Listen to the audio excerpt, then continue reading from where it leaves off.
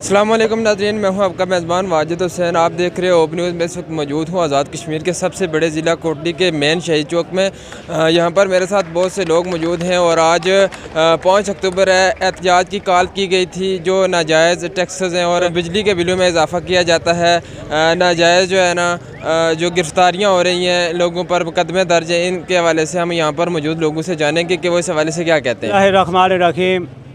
मैं अपने इन हुक्मरानों से यही अपील करना चाहता हूँ, इस अवाम की तरफ से, इस मजमे की वसातत से, कि खुदारा इस अवाम के वोट लेकर आप जाके ऐवानों में बैठे हैं, इक़्तिदार की कुर्सियों पे जाके बैठे हैं, तो आज आपका काम बनता था, ये वक्त है आपका इस अवाम के साथ खड़ा होने का, जिस अवाम के वोट लेकर आप जाकर इक़्तिदार में बैठे हैं।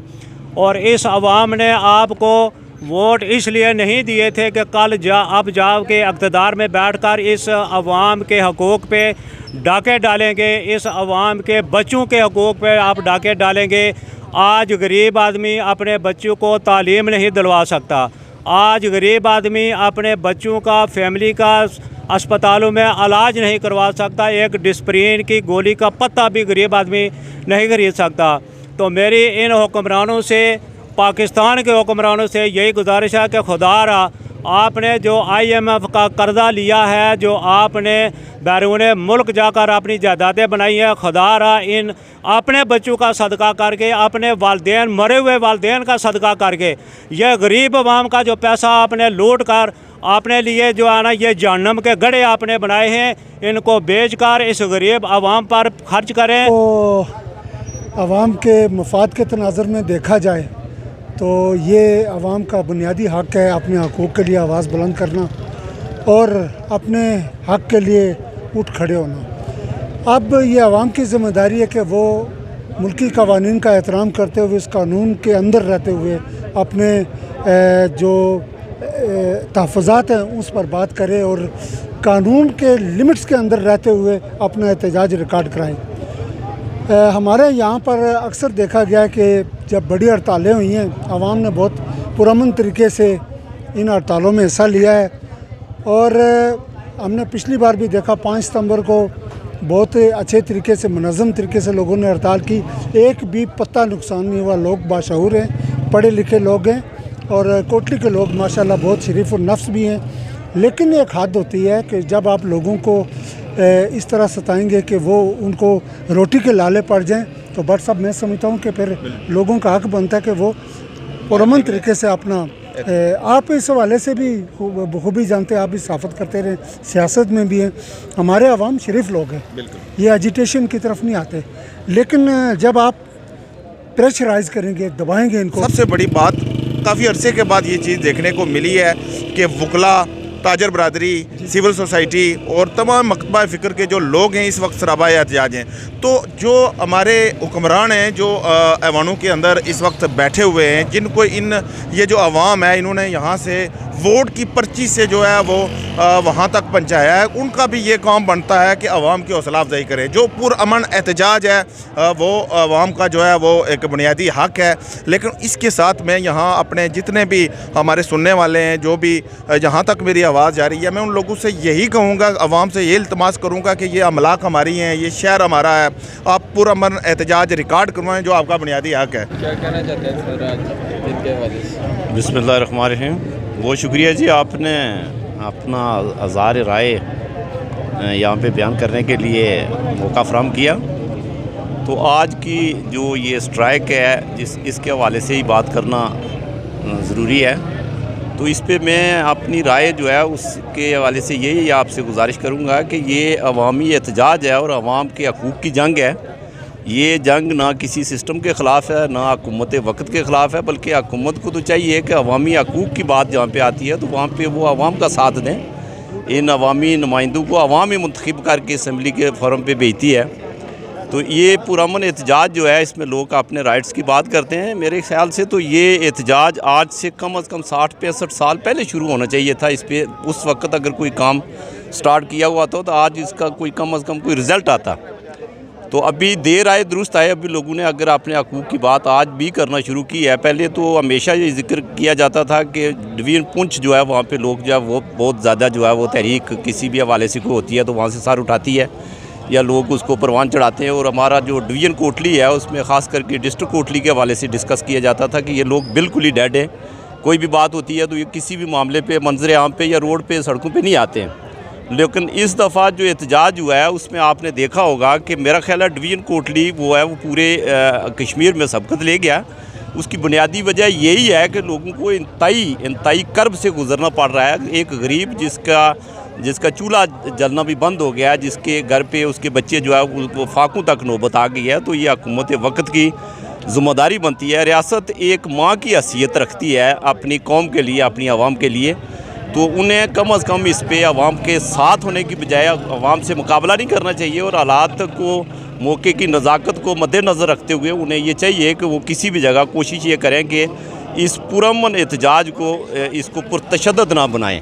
लोगों को ऐसा कोई जवाब या ऐसा मौका ना दिया जाए कि जिससे ये पुरअमन एहतजाज पुरतशद्दद की तरफ चला जाए। तो एहतजाज करना मेरा ख्याल है ये इंटरनेशनल लेवल पे ये आवाम का, लोगों का ये एक राइट है। इससे तो कोई किसी को मना नहीं कर सकता है। तो इसमें देखें कि इसमें जो लोगों के हकूक़ की बात है हम तो उसके साथ हैं। और आज आपने देखा होगा सुबह पूरे सिटी कोटली का आपने साफ़ी हज़रात ने दौरा किया है। देखें कि टोटल जो शटर डाउन हुआ है इस पे लोगों ने कोई अपनी खुशी की वजह से कहीं कोई शौक़ से नहीं किसी ने कोई शटर डाउन किया या पहिया जाम किया। लोगों की अपनी ज़रूरत है। बना था कि पाक सरजमीन, लेकिन मैं इस नतीजे पे पहुंचा पाक सरजमीन तो दूर रही, ये खबासिस्तान बन गया। पाकिस्तान नहीं बल्कि खबासिस्तान बन गया। इन कुरानों को ये सोच होनी चाहिए कि ये जो ज़ल्ज़ले आते हैं या सैलाब आते हैं क्यों आते हैं? इसीलिए आते हैं कि हम खुदा और रसूल से दूर हो गए। आपने हुक्मरानी चमकाना शुरू कर दी। मैं ये कुरानों से पूछूंगा कि अगर आपके बाप दादा दौलत लेकर चले गए तो फिर तो कोई बात नहीं। अगर आपका बाप दादा खाली हाथ गया, जैसे सिकंदर ने कहा था, जो कि ज़माने का कुरान गुजरा, कहने लगा कि वो बाग उजड़ गया जिसके हज़ारों माली थे।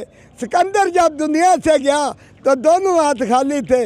अरे बाबा, जब तुम मरोगे तुम्हें मालूम है आपको कफन भी मिलेगा या ज़मीन आपको जगह देगी? मैं नहीं समझता कि आप लोगों को यह ज़मीन जगह देगी, बल्कि यह ज़मीन भी आपको जूते मार के बाहर फेंक देगी। खुदा के लिए होश के नाखन ले। आप अगर मुसलमान हैं तो फिर मुसलमानों वाली बात कीजिए। हक मांगना कोई जुर्म की बात नहीं। ये एक्शन कमेटी वाले एक्शन हक मांगने के लिए बैठे थे, चाहे जाए कि इनको हक देने की बजाय इनका हक दबाने की कोशिश की गई। इनको बिला कसूर उठा के ले जाया गया। अरे बाबा, मैं ये पूछूंगा इंतज़ामिया वालों से, हुकूमत वालों से, बल्कि पूरी मिशनरी से ये पूछना चाहूँगा कि हक मांगना क्या जुल्म है? क्या इन लोगों ने कत्ल किया था? इन लोगों ने डकैती की थी? इन्होंने कोई ऐसी बात की थी जिसकी वजह से इन पे FIR काट के इनको बिला कसूर बिल गुनाह इनको थाने बंद कर दिया गया? मारा भी गया, पीटा भी गया। क्या ये यजीद है? यजीद ने यह काम किया था। जो बोलता था उसको बोलने नहीं देता था।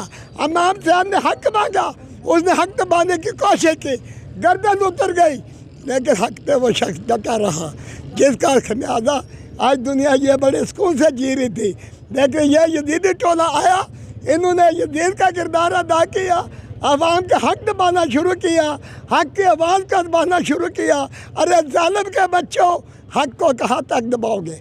हक फिर हक है, यह जुल्म के आगे कभी दब नहीं सकता। इसलिए खुदा के लिए अगर जहन्नम से बचना चाहते हो तो सीधे तरह मुसलमान बन के इन लोगों का हक दो। हम तो कश्मीरी हैं। मैं नहीं समझा। अरे बाबा, मैं तो यहूदियों को रोता हूँ, गैर मुस्लिम लोगों को रोता हूँ कि वो ऐसे है, कि वो ऐसे है। खुदा की कसम, आप लोगों से, बेगैर हुक्मरानों से वो यहूदी अच्छे हैं जो मजदूरों का भी ख्याल रखते हैं। गरीब, खुदा की कसम मैं सुनता हूँ, वो अपने गरीब का, आवाम का इतना ख्याल करता है। 30-40 हज़ार रुपये का फ्री कार्ड बना के दिए कि वो फ्री राशन दे के खाए। आप मुसलमान थे, कलमा पढ़ते थे उस नबी का, आपको चाहिए था कि उम्र फारूक की तरह गले में फिर कर, कुछ में फिर कर, गरीबों की खार खाई करते, तो फिर पता चलता आप हुक्मरान है। आप हुक्मरान नहीं, आप वो यजीद है, वो नमरूद है, वो फिरौन है जो हुक्म में बैठा खुदाई दावा करता था। क्या आप खुदाई दावा करने वाले जालिमो? कम इसका खुदा का खौफ खाओ। आपने मरना तो है, खुदा को जवाब तो दोगे। जब जहन्नम आपके सामने आएगी उस वक्त आपको पता चलेगा हमने दुनिया में क्या किया। इसलिए मैं यही कहूँगा, खुदा के लिए अपना आवाम का ना सही, अपना तो ख्याल करो यार। कहाँ दौलत को लेके जाओगे? नमरूद लेकर गया, फिरौन लेकर गया, शद्दाद लेकर गया, यजीद लेकर गया, या उसका बाप दादा लेकर गया, कोई भी आज तक नहीं ले जा सका। आज तुम्हारा बाप दादा अगर लेकर गया तो बताओ यार, उनको पता नहीं चला भी। जैसे मैं खबर से की थी, कल रोड पे आती है, कोई एसपी साहब थे, रिश्वतखोर थे बहुत। जब वो मरे तो उसको ज़मीन ने जगह भी नहीं दी। जहाँ से ज़मीन खोदते सांप निकलाता, जिधर जाते सांप निकलाता। आखिर मजबूर रहकर उन्हें ईंटों पे खड़ा डाल के उसकी कब्र बनाई, जाके देख लो।